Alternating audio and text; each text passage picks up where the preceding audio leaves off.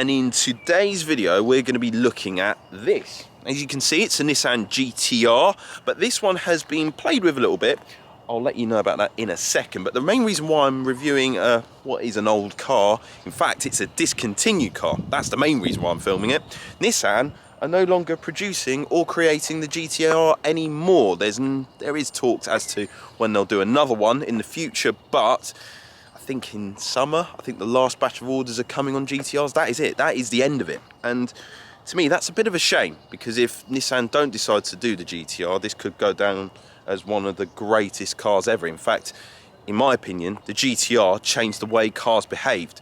When this car came on the scene in 2007, 2008, it absolutely dominated the game. It went round the Nürburgring quicker than a 330 grand McLaren SLR Mercedes, and the benchmark at the time, the Porsche 911 Turbo. In fact, the Porsche 911 Turbo, the 997.1, got absolutely triumphed by this car. In fact, it got triumphed so much that when they did the facelift version of it, you could tell that Porsche did multiple changes to the car. So there's a few mods done to this car. I don't know it off the top of my head, so I brought in the owner, Sambo from Sambo's Tyres. What are you saying? You all right? You good? How you doing? You all Yeah, right? good, man, good. So explain to me what you've done to this car. So it's got a night racer tune for stage 425.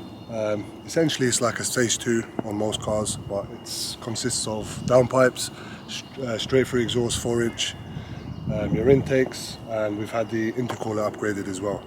Okay, cool. Yeah. So it's running about 700 horsepower, yeah, right? We dynoed about 686. Okay. It was a harsh dyno, so I'm assuming it's about 700 brake. And obviously GT-Rs out of the box, they come with a lot of power. Of course, we know that. 100%. But you reckon this is the right amount of power for? I mean, 700 sounds ludicrous, but into ways. You know what? I've had enough. People just keep telling me, why are you not going for 1,000 brake? Why are you not going more power? It's so drivable, and it's amazing. Like, it ticks every single box. You just jump in it, wait for it to warm up, and that's it. 4 beans every corner. It's really good. You're going to see yourself, man. Sweet. And do you daily drive this? Not really. Mostly weekends, like a Sunday drive. Okay, sort of but you can daily drive it if you wanted to. Yeah, it's got comfort mode and a suspension. Like, it's really good. And visually, what have you done to it? Just, you got carbon bonnet. So we've got night racers, bonnet, grille, boot lid, and yeah, shout out to them. R44 performance front lip, side skirts, and rear diffuser. It's got a few carbon bits here and there, a few carbon bits in the engine bay, running Jap speed, MVT intercooler as well. But yeah, essentially, like injectors, downpipe, and a map really. It'll get you up to about 680 brake. Yeah, so obviously there's a lot of mods that you could do to them. You can run them at 1,500 horsepower, you can run them at 1,000 horsepower, you can do crazy bits to it. As you probably know, I like drivable cars and I love horsepower, but it needs to work on the road. But I like the carbon bits you've done to it as well too. It looks pretty, it's pretty cool. So what's the things that I'm going to notice in this car? Just how drivable it is? It handles really well. So when you're in R mode and traction off, with the setup we have, so we've aligned it for fast road use. Yep. And we're running the 315/275 upgrade setup. Okay. Pilot Sport 4S as well. Nice. Thing just grips, man. It's like a train on rails. Really? Yeah. So the things I'm going to notice is obviously the power and obviously the way it handles. 100%. In case you don't know this bloke, he runs a tyre shop in North London called Sambo's Tyres. So shout out to him. If you need tyres done, if you need alignment done, if you need brand new tyres, you're stocking the Pilot Sport 5s now, aren't you? The 5s have just come through. Yeah, the 5s have come through. Go see this bloke, check him out on Instagram. I'll drop all the links down below. Anyway, let's go for a drive.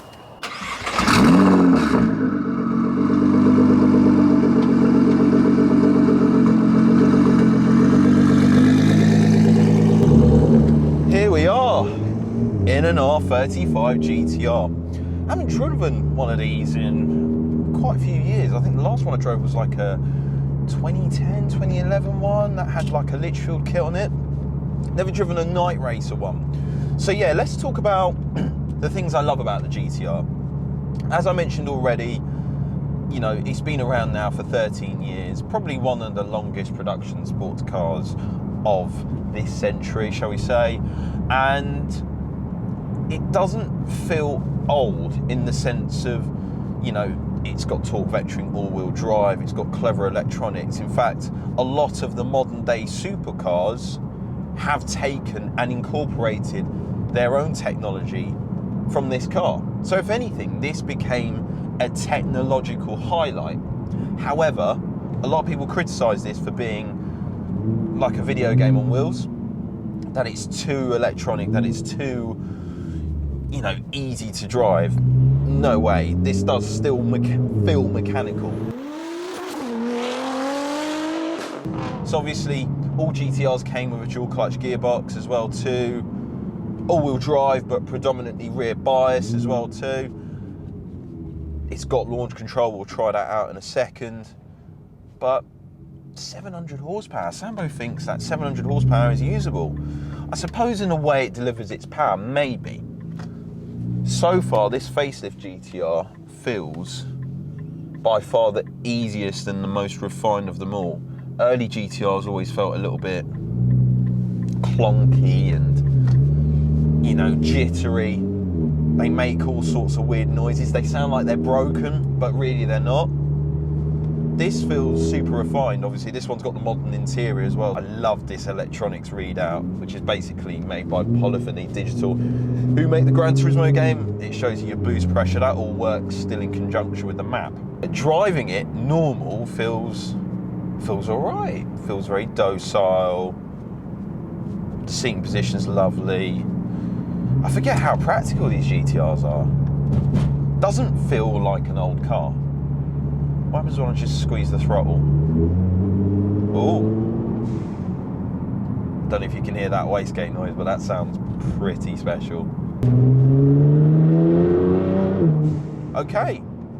Just squeezing the throttle, the way the dual clutch just almost feels a bit sloshy in the automatic transmission. It feels very refined. I forgot how grown up these cars feel.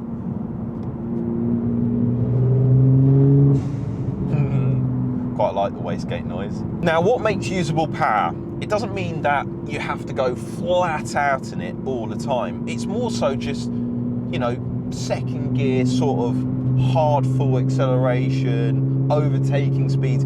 Can it be usable? Can it be rewarding without going too fast to the point of, you know, losing your license or crashing? Well, for me, what makes a car usable in terms of high horsepower is the ability to use second and third gear. If you can use second and third gear, then it's a usable car. So let's try second gear and give it some.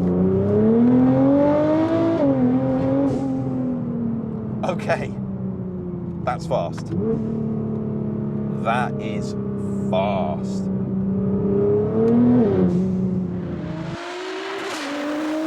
GT-R is just such a likeable car. I think people like the way it looks. People know that it's a quick car. And also, it's not an intimidating car as well too. It sort of suits to all drivers. If you're not that much of a confident driver, it covers that aspect. If you are a racing driver, you'll still appreciate the way this thing drives.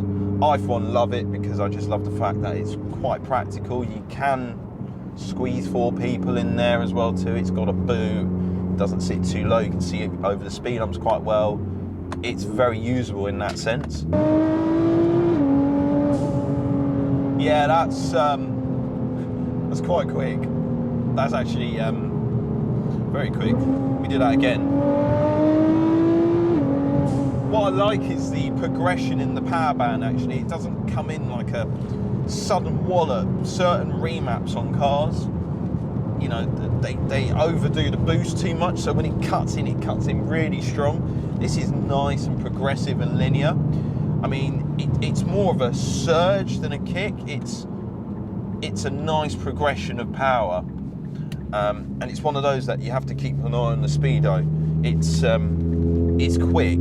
It's quick. It's one of those cars that I think you got to be careful, because you could cruise along and then all of a sudden you just look at the speedo and you're doing big numbers. But in 5th gear, let me just roll on the torque and see what happens. Yeah. That's nice. Speed dual clutch gearbox. I mean, it's a little bit hesitant on downshift sometimes, but this is, it rides nicely too. And even though it's got steel brakes, obviously I'm on the road, I'm not pushing it too hard, but you can lean onto it. It's got some bite, it's got uprated pads. Yeah, Sambo, you're right about this. This is the right amount of power for the road.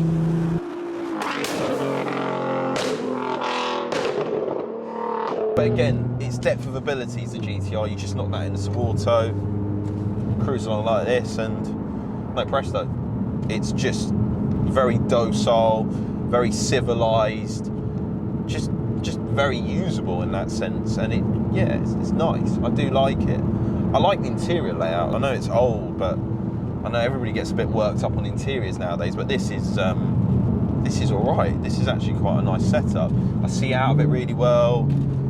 Oh man, it's kind of a shame that the GT-R is no more. Hopefully Nissan will do another one, but if they don't, this could potentially be a classic. I mean, if you look at R35 GT-Rs, I mean, they're stupid money now.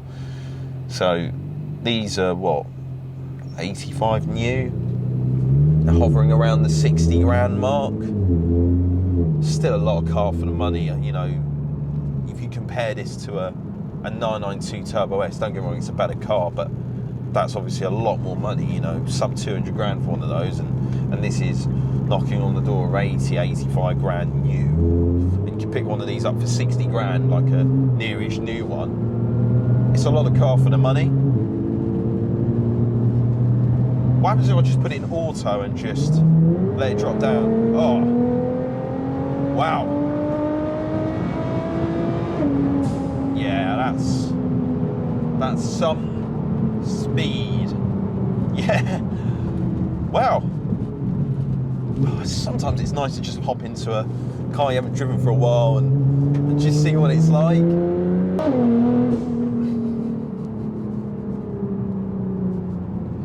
You know what's nice? With this upgrade, you don't have to do much in terms of any mods. This platform can handle a lot more horsepower, but with 700 brake or 680, however much, let's just call it 700. I mean, it feels stronger than that. Let's try launch control and see what that's all about. Right, so everything in R mode, left foot on the brake, holds it to 5,000.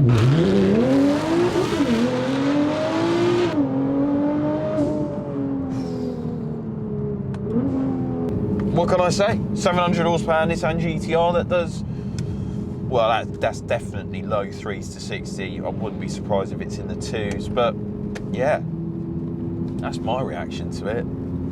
To get myself onto these are quite all right. Quite a nice, usable, easy car. I mean, what are the downsides? It's a bit thirsty, so what?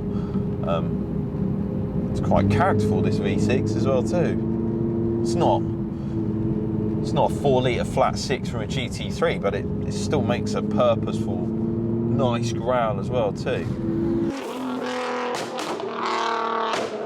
Sambo.